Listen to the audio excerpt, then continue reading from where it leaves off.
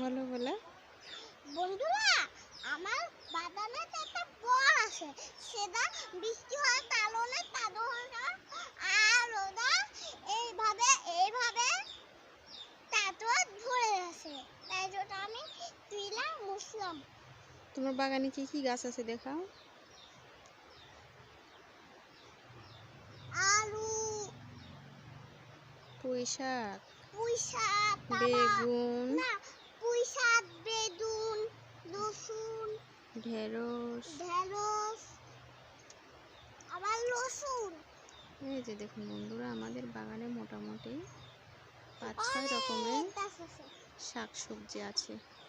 এই যে আদা গাছ, আপনি পুরো গাছটাকে কাটতে হবে, না হলে এই বেলা দুতলে আমাদের শাকটা মরে দিবি।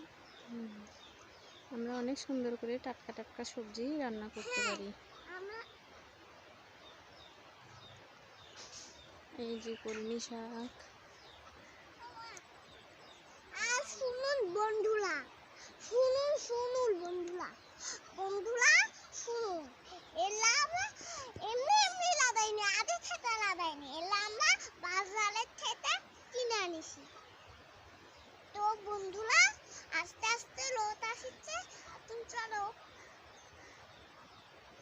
কোথায় যাবে বলো? আসুক, তুমি বলো। এই যে আমাদের করলা গাছ, অনেকগুলো করলা ধরেছে।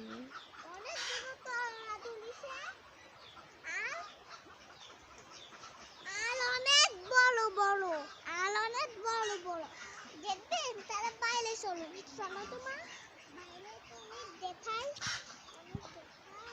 কিরম কিরম করলা ভালো ভালো আছে। এই যে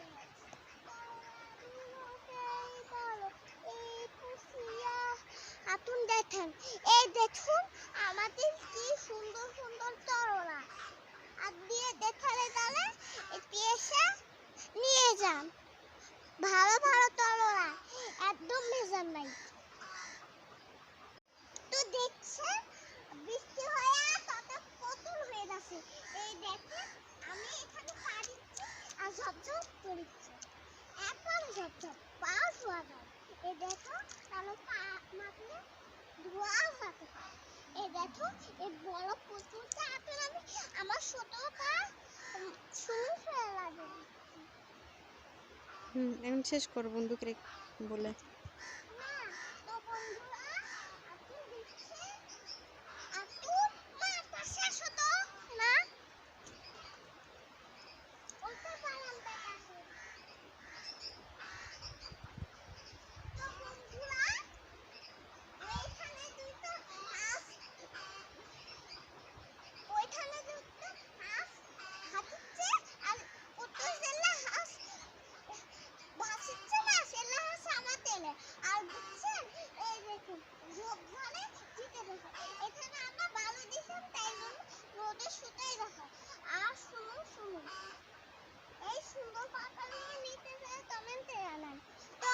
ভিডিওতে একটু দূর চলা মা আলাদা দাস দেখা।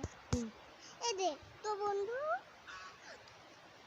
বন্ধুরা এই দেখুন এই রাস্তা আপনার সুন্দর লাগছে। আমাদের যা যা লাগবে নিয়ে যান। এখন শেষ করো ব্লগ।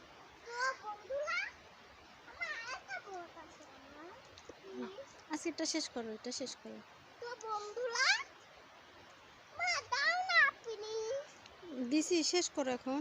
তো বন্ধুরা এখন আমরা ভিডিওটা শেষ